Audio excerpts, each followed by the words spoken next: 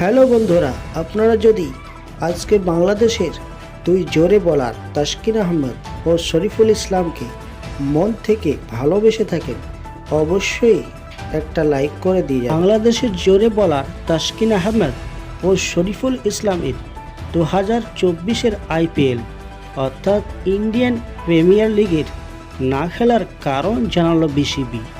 হ্যাঁ বন্ধুরা, বিস্তারিত জানতে আমাদের চ্যানেলটিকে সাবস্ক্রাইব করে আমাদের পাশে থাকবেন। IPL-এর আসন্ন আসরের জন্য নিলামের নাম দিয়েছিলেন 6 বাংলাদেশি ক্রিকেটার, তবে চূড়ান্ত তালিকায় জায়গা হয় 3 জনের।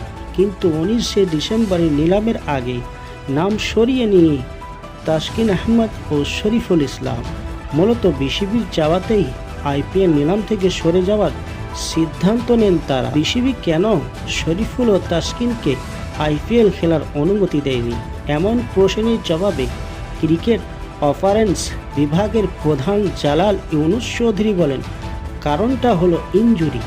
তাসকিন এখনও প্র্যাকটিস করছে, সে অলমোস্ট ফিট।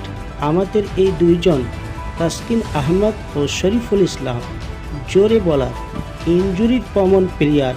শরীফুল ফিট থাকলেও তার ইনজুরির প্রবণতা আছে। IPL খেলতে গেলে এই দুই পেসার নাম সরিয়ে নেওয়ার পর IPL নিলামে একমাত্র বাংলাদেশি হিসেবে ছিলেন মুস্তাফিজুর রহমান। বাঁহাতি এই পেসারকে দলে ভিড়িয়েছে চেন্নাই সুপার কিংস। 2 কোটি ভিত্তিমূল্য তাকে দলে ভিড়িয়েছে মহেন্দ্র সিং ধোনির দল।